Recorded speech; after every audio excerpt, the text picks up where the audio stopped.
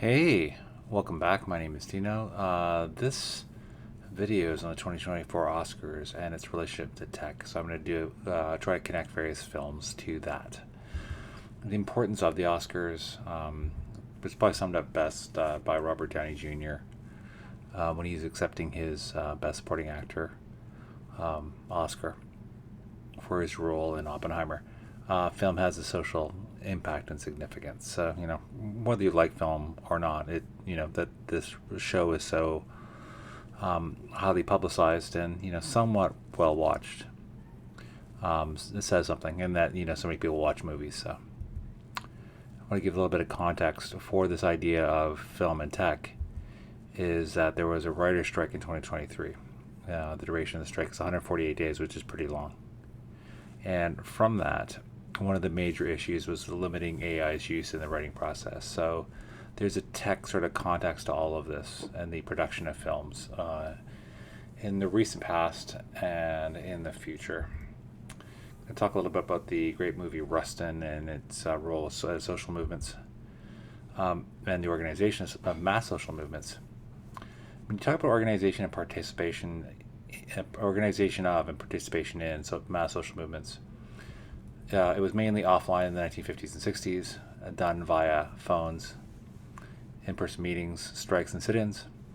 Today, there is largely a movement, at least for the inception of the social movement, to start online, such as Black Lives Matter, which started purely online, as well as Me Too. They're both popular hashtags. One of the background theories for people corresponding to each other online is Mark Granovester's 1973 iconic article, "The Strength of Weak Ties." And here I'll sort of contrast. He talks about offline, this example of strong ties, and then online would be weak ties. So strong ties would be people you're strongly connected to, like your close friends. Weak ties would be acquaintances. So for offline, they are great for organizations. Say if in the civil rights movement, you're organizing like a bus strike, they can help to organize protests and sharing of buses by alternative means. If you want to boycott the traditional use of buses. In terms of online life, in contrast, weak ties like acquaintances are great for sharing information. Think of sharing tweets on Twitter. However, due to their decentralized nature, social networks online are much less effective for organization, which is key. Or having a really highly effective organization, according to people like Gladwell, is one of the hallmarks of a great social movement. So there's a change from online social movements, and I wonder how that's going to change as we've gone more that way. More specifically, will there be a lot of really viral movements, like similar to Black Lives Matter or Me Too, but they're really short-lived. So they have really viral impact, but it's really like there for a couple of weeks. It's really hot, and then it stops. Talk about Barbie in the context of the culture war, and Barbie being a target of and fodder for the online culture war. Something I've noticed, and I'm sure many of you have as well, is that the major issue is that cultural artifacts like a big movie like Barbie, they can face broad online responses, which are, some are quite good, some are not so good. And in terms of the response format, I would argue for the ones that are not so good is this hot take economy, which I think has been popularized a lot, like in sports, where when something like a movie like Barbie, which is right because of its cultural, how big it was in the cultural moment that it's based on, a doll. There's a lot of emotional and political critique, and it's overly done. It's very emotional, overtly political, and less like a traditional intellectual critique of the movie.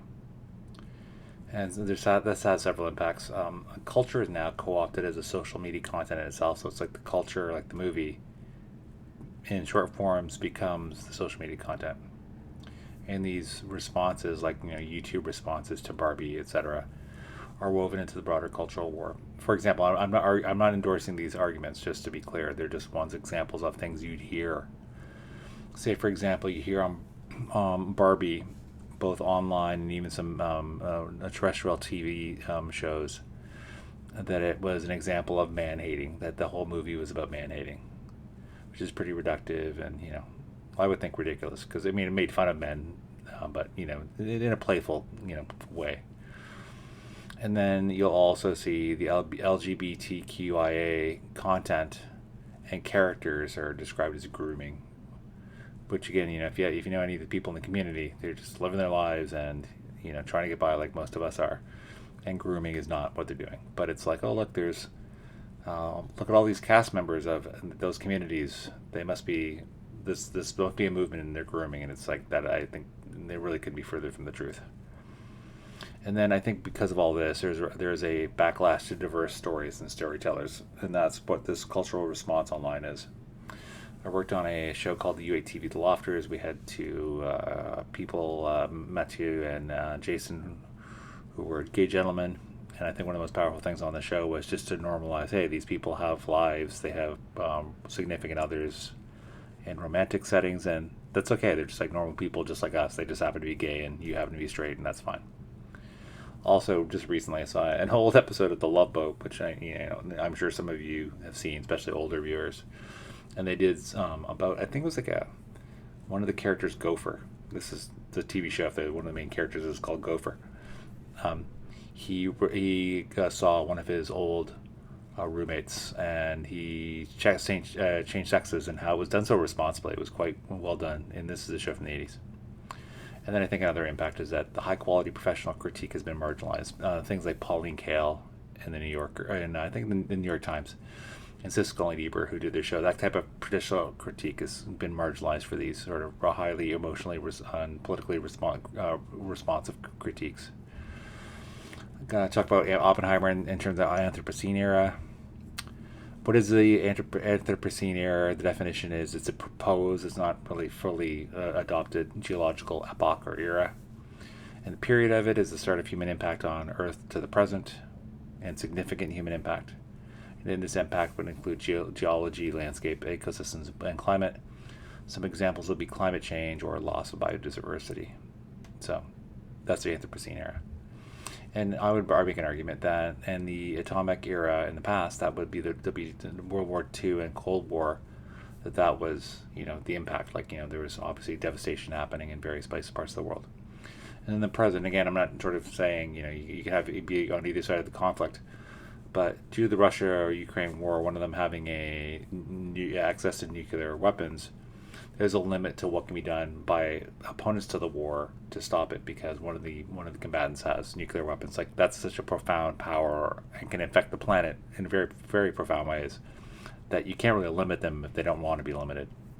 Then similarly, as we approach the AI era, due to the amount of resources the AI needs, this is looking to choose to pose challenges to the energy sector in terms of energy generation and the demands on the electrical grid where it might not be enough. In short, it takes a lot of power to train AI and to power AI data centers, which power the AI itself.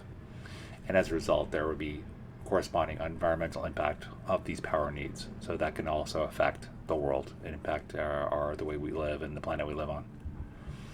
Poor Things. This is, again, about the adult content, so it's another, and I'll try to connect this to technology.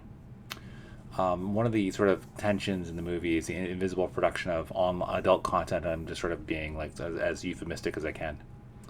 And then when you think about some of the issues that are related to this, is that we've lived in a society for decades where we have a sort of a sanitized content and sanitized production of online content. Think of like old school Playboy, where you'd have a glamorized centerfold by Marilyn Monroe, where she looks nice and she looks like she's happy to be on camera, and then it seems like, it's okay to watch it. However, when you watch a movie like Poor Things, it shows the repetitiveness of the sex work industry, and how dehumanizing that can be. And that can be troubling to watch. And I think it sort of, some people that are comfortable with the movie are comfortable with these depictions.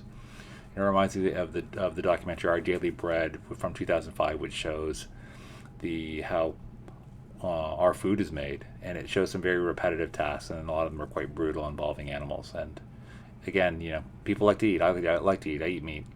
But watching it being like the slaughter that's involved in it can be very problematic.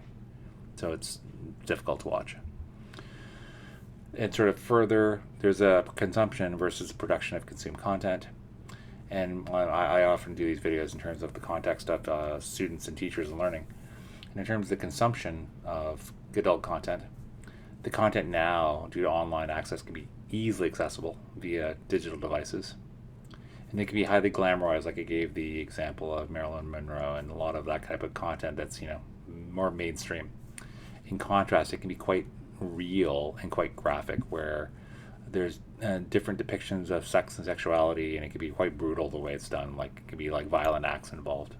And then in terms of the production of the labor, there are examples of teachers, female teachers, in both the Canadian province of BC. There's a TA, and there's a teacher, Rachel Dolezal, which she has an interesting public-facing story, where she was a teacher in Arizona, and they both lost their jobs due to having OnlyFans accounts, which maybe speaks to, maybe teachers not being paid enough.